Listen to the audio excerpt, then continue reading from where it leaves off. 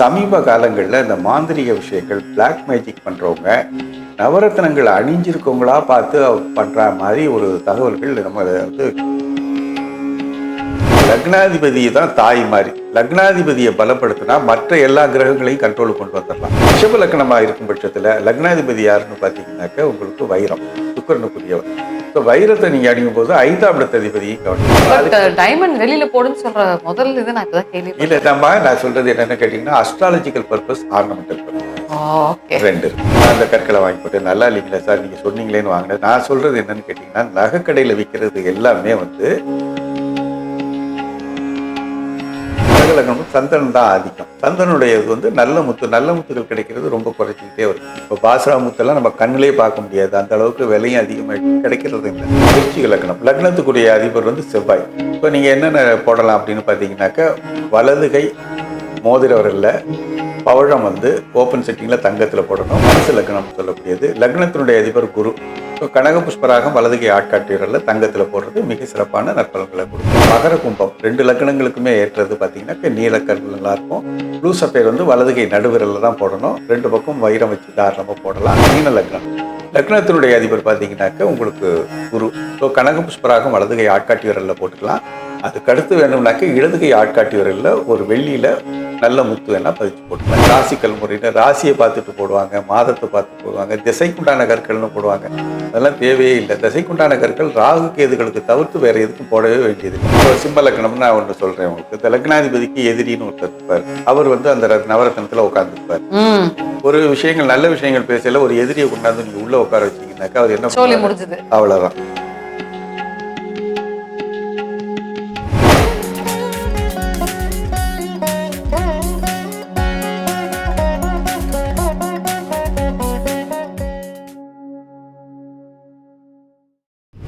ஆன்மீகம் நேயர்களுக்கு அன்பார்ந்த வணக்கம். நம்மளோட சேனல்ல நிறைய ஜோதிடம் மற்றும் ஆன்மீக ரீதியான தகவல்களை உங்களுக்கு நாங்க கொடுத்துக்கிட்டு இருக்கோம். சோ நீங்க மறக்காம சப்ஸ்கிரைப் பண்ணிக்கோங்க. சோ இன்னைக்கு நம்ம நேர்காணல்ல நம்ம கூட scientific numerologist and certified gemologist Balasubramaniam sir இருக்காரு. வணக்கம் சார். வணக்கம்மா, வாழ்க வளமுடன். எஸ்வி ஆன்மீகம் நேயர்களுக்கு என்னுடைய வணக்கங்களையும் நிர்வாகத்துக்கு வாழ்த்துக்களையும் தெரிவித்துக் கொள்கிறேன். வணக்கம்மா, சொல்லுங்க. வணக்கம் சார். அதாவது நவரத்னம், ஆமா, நிறைய விஷயங்கள் அதை பத்தி பேசிட்டே போலாம். ஆனா இப்போ வந்து கொஞ்சம் மக்கள் மத்தியில ஒரு பீதியை கிளப்பக்கூடிய விஷயம் என்ன அப்படின்னு பாத்தீங்கன்னா, யாரும் நவரத்ன மோதிரம் அணியக்கூடாது, அணிந்தால் வந்து இந்த மாந்திரிகம் போன்ற விஷயம் எல்லாம் ஈஸியா அட்டாக் ஆயிடும் அப்படின்ற மாதிரி சொல்றாங்க. இது நீங்களுமே ஒரு பதிவுல சொல்லியிருக்கீங்க. சோ அதை பத்தி நம்ம நேயர்களுக்கு சொல்ல முடியுமா? முதலாம நவரத்னங்கிறது எல்லாருமே போடலாம் அப்படிங்கிற மாதிரி தான் முதல்ல எல்லாம் இருந்தது. அப்படிதான் போட்டுக்கிட்டு இருந்தாங்க. நவரத்ன மாலையா போடுவாங்க, நவரத்னத்தை வந்து மோதிரமா பதிச்சு போடுவாங்க, இதெல்லாம் இருந்தது.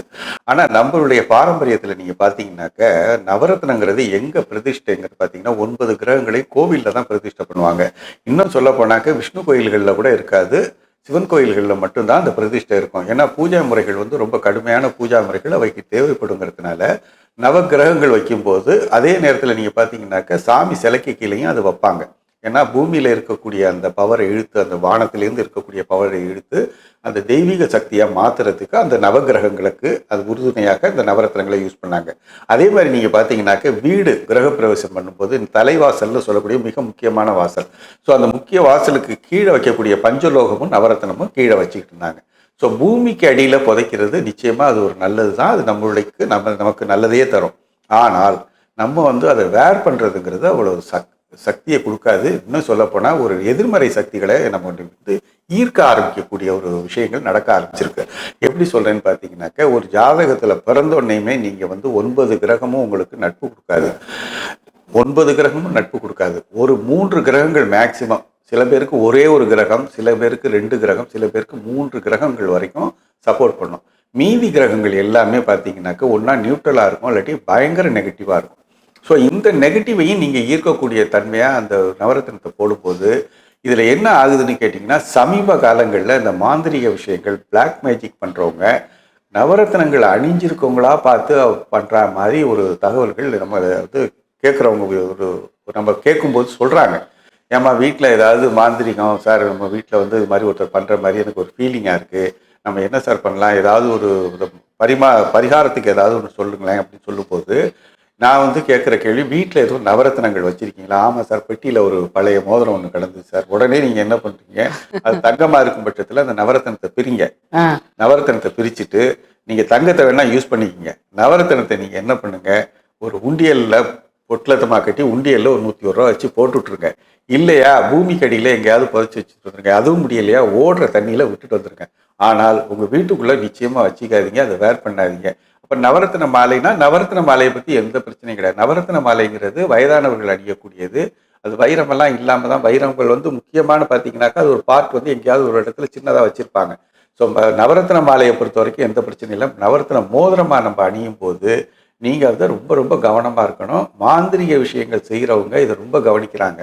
ஒரு வீட்டில் நவரத்தினங்கள் இருந்து ஒருத்தர் அணிஞ்சிக்கிட்டு இருந்தாலே போதுமானது. அவங்க வந்து அதன் மூலமாக செயல்பாடு பண்ணி உங்களுடைய நவகிரக சக்திகளையும் அடக்கி அதில் ஆண்டு கொண்டிருக்கணும். அதாவது அடக்கிறதுக்கு அந்த நவரத்தினங்கள் மூலமாக செயல்பாடு பண்ணுறதுக்கு இந்த மாந்திரிக விஷயங்களை இப்போ யூஸ் பண்ணுறாங்க. ஸோ அதனால நிறைய பேருக்கு இப்போ நான் சொல்லி அது வந்து எல்லாரும் அது டிஸ்கார்ட் பண்ணது பிறகு நல்லா இருக்கு அப்படின்னு சொல்றாங்க. சில லேடிஸ் பாத்தீங்கன்னா ஏன் பெண்கள் கூட வந்து நவரத்னம் கம்மல் அழகா போடுறாங்க. அது போடலாம். அது போடக்கூடாதுமா. நிச்சயமா வந்து மனிதன் வந்து வேர் பண்ற விஷயங்கள்ல கம்மலாகவோ மோதிரமாகவோ இந்த வரிசைப்படி அணியிறது இருக்கு பாத்தீங்களா, நிச்சயமா அவங்க போடவே கூடாது. வயதான காலத்துல 60 வயசுக்கு பிற்பாடு நீங்க வேணா ஒரு தங்கத்துல வேணா போட்டுக்கலாமே தவிர்த்து நீங்க வந்து இளைய வயதுல நடுத்தர வயதுல நிச்சயமா போடவே கூடாது.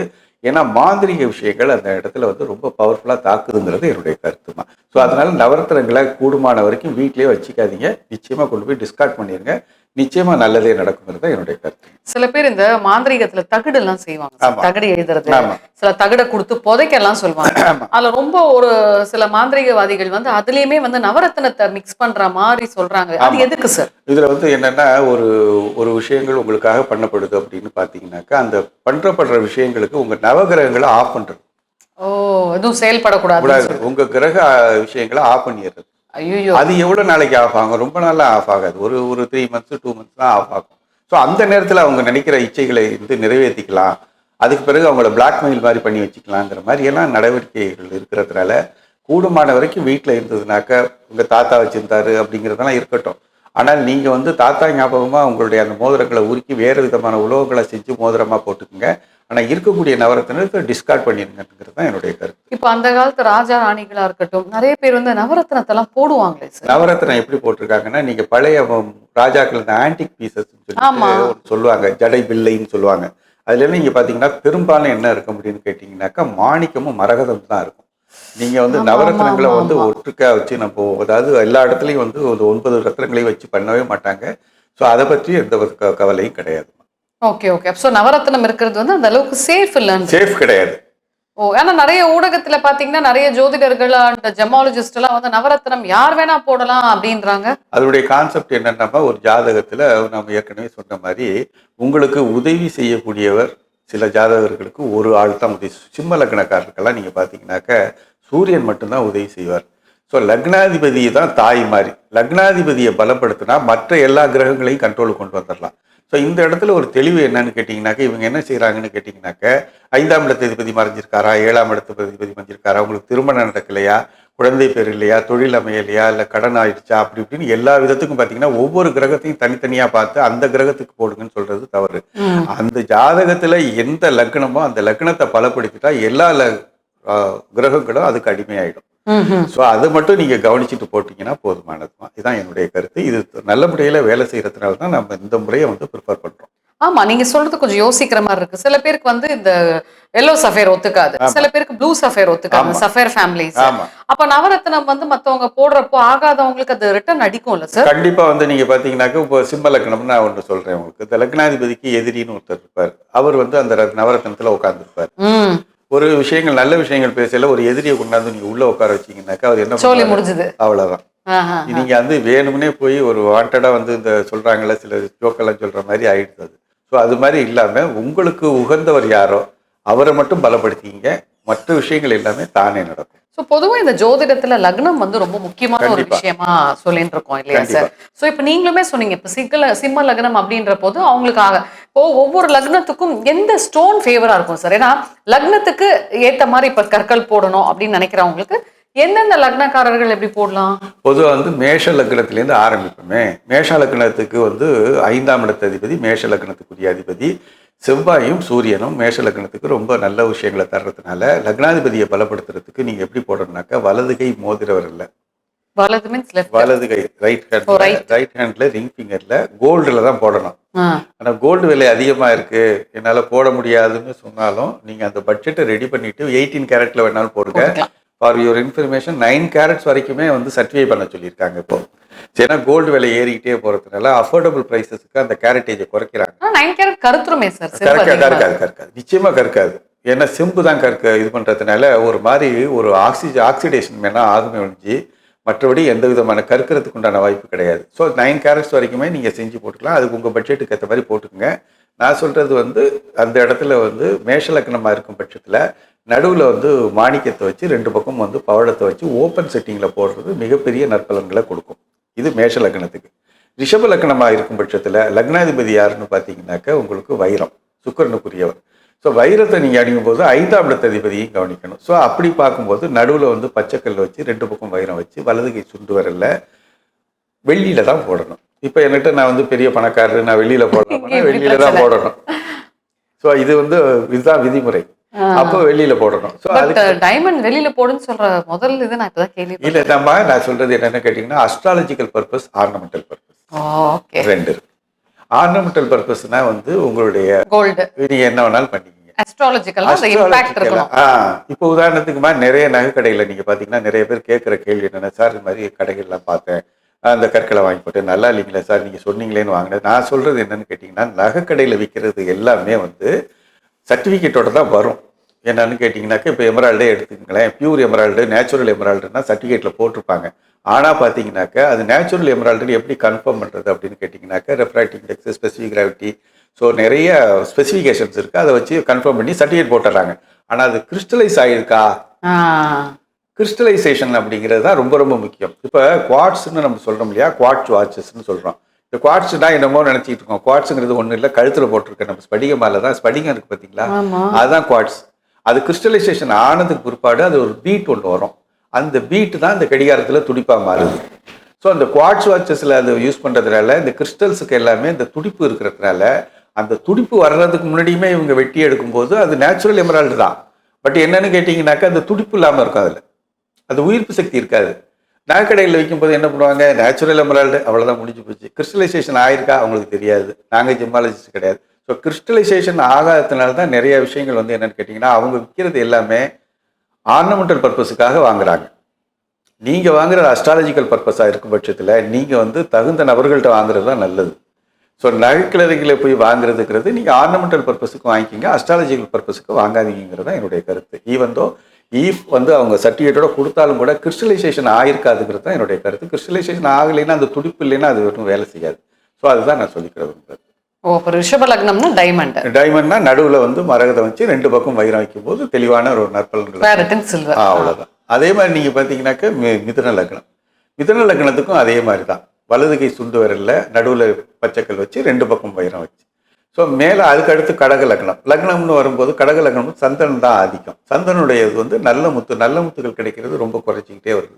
முன்னாடியெல்லாம் பார்த்தீங்கன்னாக்கா பாசரா முத்துன்னு ஒன்று வந்துகிட்டு இருந்தது. அது வந்து ஈராக்கு துறைமுகத்திலேருந்து வந்துகிட்டு இருந்தது. இப்போ பாசரா முத்தெல்லாம் நம்ம கண்ணிலே பார்க்க முடியாது, அந்த அளவுக்கு விலையும் அதிகமாகிடுச்சு, கிடைக்கிறதும் இல்லை.